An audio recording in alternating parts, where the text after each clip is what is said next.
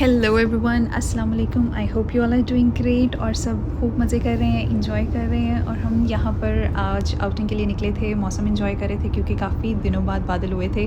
अक्सर अब यहाँ पर पर्थ में आजकल दिन के टाइम गर्मी होती है, रात के टाइम हाँ मौसम अच्छा हो जाता है, बट दिन के टाइम काफ़ी गर्मी हो जाती है। तो आज मौसम अच्छा था, हमने कहा कि आउटिंग करते हैं। और पाकिस्तान से हमारी गेस्ट आ रहे थे, मेरी देवरानी जो है फाइनली उनका वीज़ा लग गया था और वो अब पाकिस्तान से पर्थ आ रही थी। तो हमने कहा कि थोड़ी सी शॉपिंग भी कर लेते हैं, थोड़ी सी ग्रॉसरी करनी थी वो भी कर लेते हैं और बाकी सारे मामला भी देख लेते हैं और थोड़ा सा मौसम इंजॉय भी कर लेते हैं। Do you want to eat this? You like it? Yeah.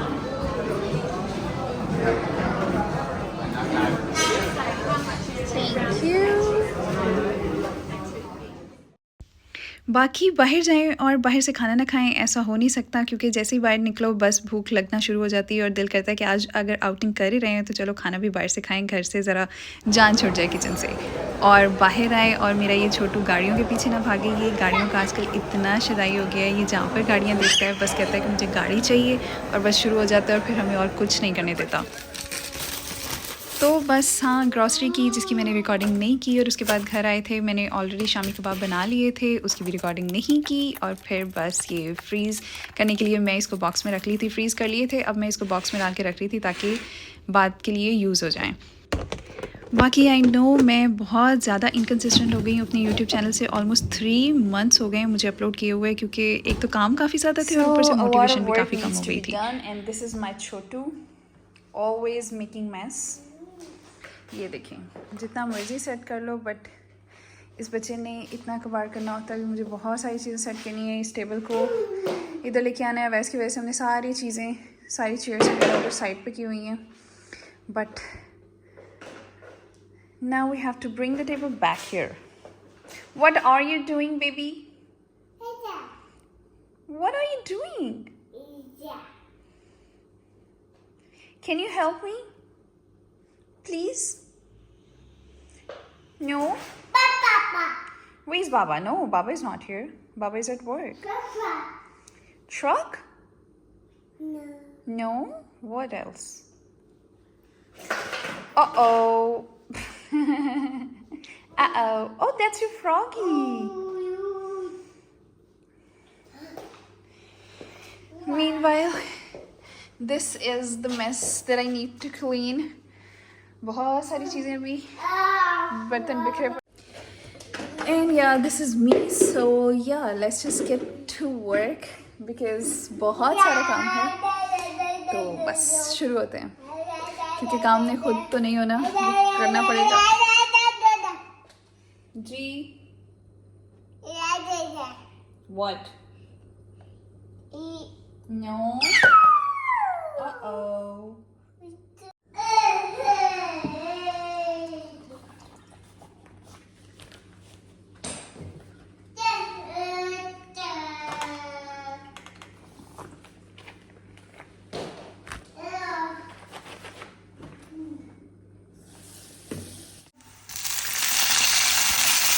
तो खाना बन रहा था, किचन की सफाई साथ साथ हो रही थी और साथ साथ मैं अपने लिए डिनर का थोड़ा सा बंदोबस्त कर रही थी। ये थोड़े से वेजिटेबल डम्पलिंग्स पड़े हुए थे फ्रीज़र में, सो आई थॉट यही फटाफट बनाती हूँ और खाती हूँ और साथ साथ जल्दी जल्दी काम निपटाती हूँ।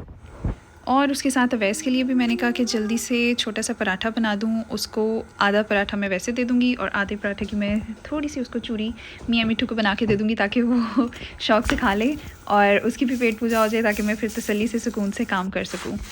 बाकी हाँ, मैं ये कह रही थी कि थोड़ी सी मोटिवेशन कम हो गई थी बीच में, एक मसरूफ़ियत थोड़ी सी ज़्यादा हो गई थी और बस दिल नहीं कर रहा था। पता नहीं, अभी I feel like I am not that comfortable in front of the camera, specially showing my family members. और इसके अलावा I feel like I should show something productive, और जब वो नहीं होता ना तो फिर मुझे अजीब लग रहा होता है ऐसे व्लॉग बनाना।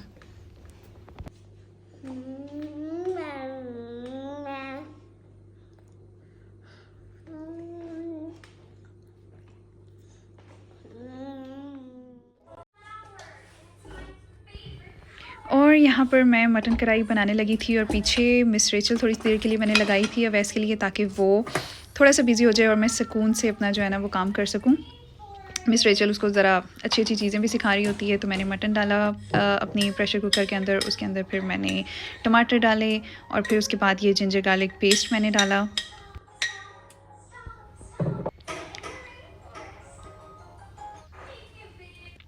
और ये फिर मैंने थोड़ी सी हल्दी डाली, थोड़ा सा नमक मैंने डाला जो कि मैं हिमालय पिंक सॉल्ट यूज़ करती हूँ, और फिर 1 गिलास पानी डाला और बस इसको अच्छे से मिक्स करके मैंने फिर प्रेशर लगा दिया कि ये जो मीट है अच्छे से गल जाए।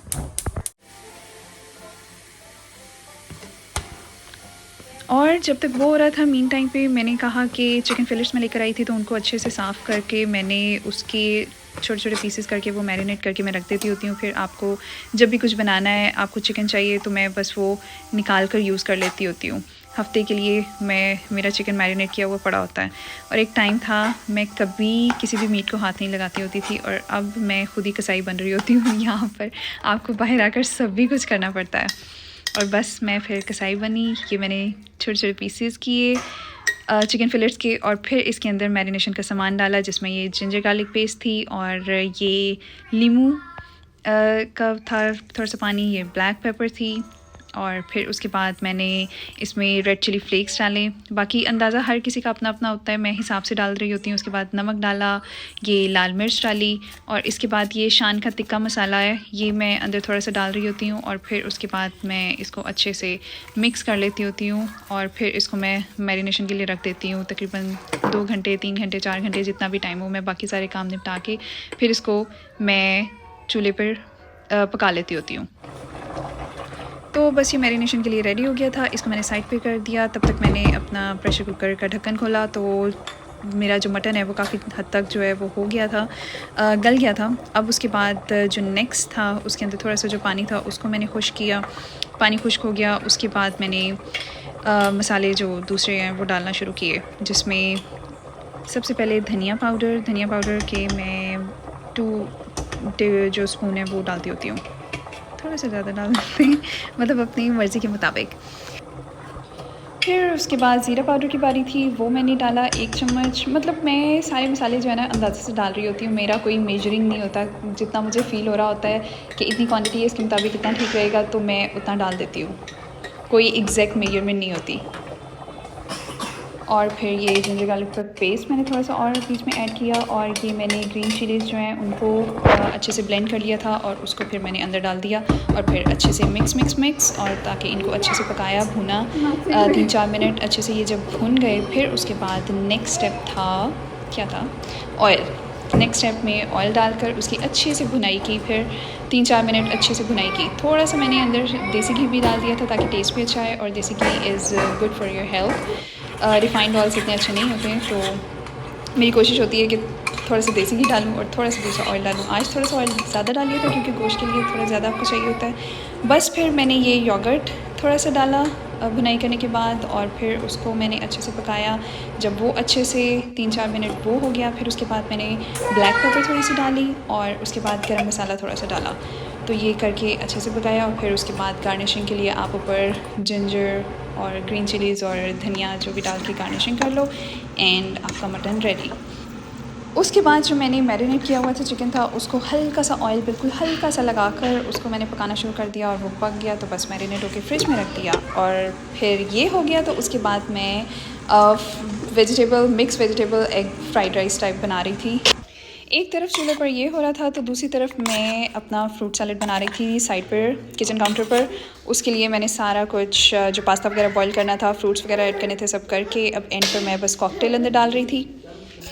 यहाँ पर मैं मिक्स कॉकटेल का 1 कैन लेकर आई थी, और दूसरा कैन मैं लीचीज़ का लेकर आई थी, क्योंकि मुझे सेपरेट लीचीज़ बहुत ज़्यादा पसंद है फ्रूट सैलेड में जब डली हो तो बस वो डाली, और उसके साथ मैंने ये फ्रेश क्रीम डाली, और बस थोड़े से दूध में मैंने हल्की सी चीनी डाल के मिक्स करके वो अंदर डाल दिया। मैं बहुत ज़्यादा कंडेंस मिल्क और ये सब चीज़ें नहीं यूज़ करती, तो बस ये सारी चीज़ें मिक्स की और अच्छा सा फ्रूट सैलेड रेडी हो गया। उसके बाद मैंने दही भल्ले का काम पकड़ा, उसके सारे इंग्रेडिएंट्स मिक्स किए और योगर्ट के अंदर मैंने चाट मसाला और थोड़ी सी बिल्कुल चीनी और थोड़ा सा नमक डालकर अच्छे से ब्लेंड करके उसको मिक्स किया।